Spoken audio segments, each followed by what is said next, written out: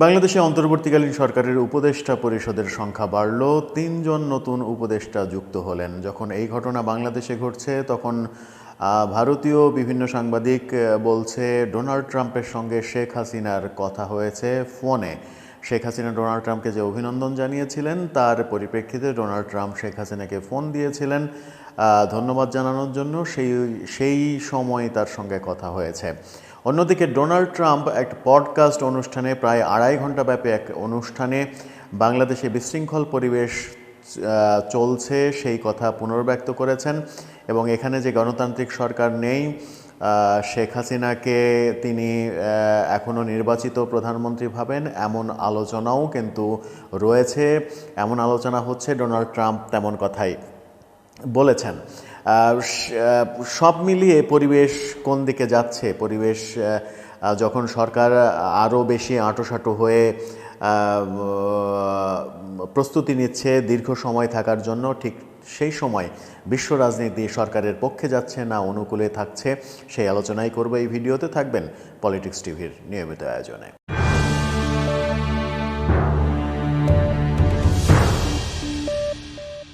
বাংলাদেশ সরকার অন্তর্বর্তীকালীন সরকারের 3 জন নতুন উপদেষ্টা যুক্ত করা হলো। এই নিয়ে উপদেষ্টার সংখ্যা 24 জন হলো।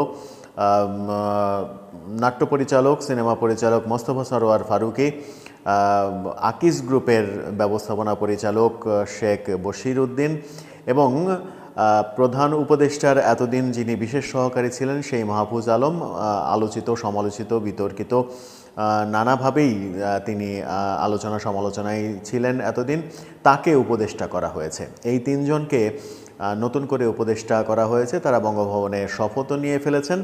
এখন অফিসিয়ালি বাংলাদেশ সরকারের উপদেষ্টার সংখ্যা 24। এই 3 জনকে কোন কোন মন্ত্রণালয় দেওয়া হচ্ছে সেটা এখনও ঘোষণা করা না হলেও তারা যে এই অন্তর্ভুক্তির ফলে গুরুত্বপূর্ণ মন্ত্রণালয় পাবেন এটা মোটামুটি ধারণা করা যেতে পারে। শেখ বশির হয়তো ব্যবসায়ী হিসেবে যেহেতু এসেছেন, তিনি বাণিজ্য মন্ত্রণালয় পাবেন কিনা। মোস্তফা সরোয়ার ফারুকী চলচ্চিত্রের মানুষ, নাটকের মানুষ, তিনি তথ্য মন্ত্রণালয়, সংস্কৃতি মন্ত্রণালয় পাবেন কিনা। যে দুটি মন্ত্রণালয় এখন রয়েছে নাহিদ ইসলাম এবং আসিফ নজরুলের হাতে। মাহফুজ আলম খুবই প্রভাবশালী কোনো মন্ত্রণালয়ের দায়িত্ব পাবেন কিনা সেই আলোচনা শুরু হয়ে গেছে। এই আলোচনা যখন বাংলাদেশে হচ্ছে তখন ভারতীয় বিভিন্ন সংবাদ মাধ্যম এবং ভারতীয় বিভিন্ন সাংবাদিক খবর দিচ্ছেন ডোনাল্ড ট্রাম্পের সঙ্গে শেখ হাসিনার আজকে কথা হয়েছে। শেখ হাসিনাকে ডোনাল্ড ট্রাম্প ফোন দিয়েছিলেন। শেখ হাসিনা যে অভিনন্দন বার্তা দিয়েছিলেন তারই প্রেক্ষিতে ডোনাল্ড ট্রাম্পের সঙ্গে তার কথা হয়েছে এবং কী কথা হয়েছে সেটা এখনও প্রকাশ্যে না আসলেও ভারতীয় সাংবাদিকরা বলছেন যে ডোনাল্ড ট্রাম্পের সঙ্গে শেখ হাসিনার কথা হয়েছে। ডোনাল্ড ট্রাম্প যদি শেখ হাসিনাকে ফোন দিয়ে থাকেন তাহলে এটা একটা গুরুত্বপূর্ণ ঘটনা রাজনীতির ক্ষেত্রে। এই ঘটনাটা অনেক বার্তা বহন করে।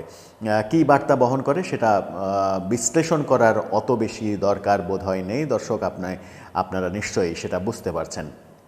অন্যদিকে দুদিন আগে ডোনাল্ড ট্রাম্প, গত পরশু দিন ডোনাল্ড ট্রাম্প একটা পডকাস্টে অংশগ্রহণ করেছিলেন। সেই পডকাস্ট 2.5 ঘন্টা ব্যাপী অনুষ্ঠানে ডোনাল্ড ট্রাম্প বিশ্বের বিভিন্ন বিষয়ে কথা বলেছেন। সেখানে বাংলাদেশ প্রসঙ্গে তাকে প্রশ্ন করা হয়েছিল। বাংলাদেশ প্রসঙ্গে তিনি বলেছেন বাংলাদেশে বিশৃঙ্খল পরিস্থিতি বিরাজ করছে। যে কথাটা এর আগে এক্স হ্যান্ডেলে টুইটে বলেছিলেন সেই একই কথা পুনর্ব্যক্ত করেছেন এবং সেখানে নাকি শেখ হাসিনাকে মানে নির্বাচিত সরকার শেখ হাসিনার সরকারকে সরিয়ে দিয়ে একটা অনির্বাচিত অগণতান্ত্রিক সরকার সেখানে বাংলাদেশে শাসন করছে, এরকম কথাও ডোনাল্ড ট্রাম্প বলেছেন।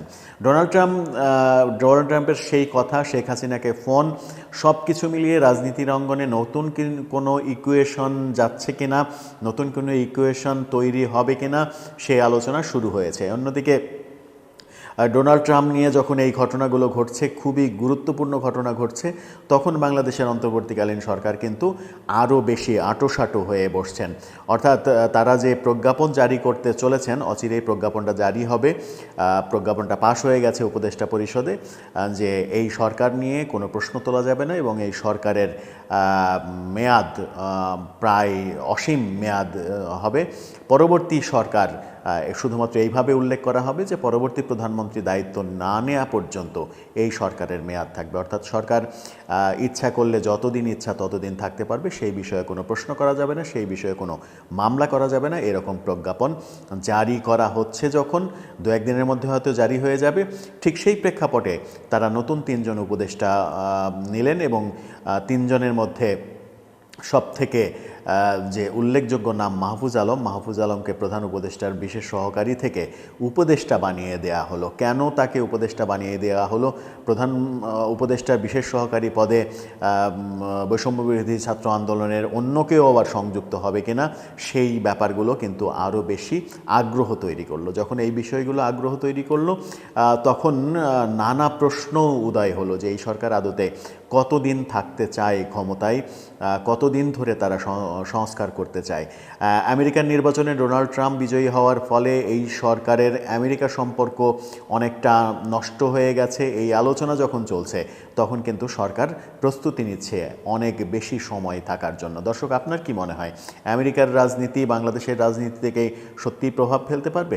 ডোনাল্ড ট্রাম্প শেখ হাসিনার সঙ্গে যে কথা বললেন, সেই কথার পরিপ্রেক্ষিতে ডোনাল্ড ট্রাম্প কি শেখ হাসিনার পক্ষে অবস্থান গ্রহণ করবেন, যেটা পডকাস্টেও তার কথার মাধ্যমে অনেকটা বোঝা গেছে? আপনার মতামত জানিয়ে লিখতে পারেন আমাদের কমেন্ট বক্সে।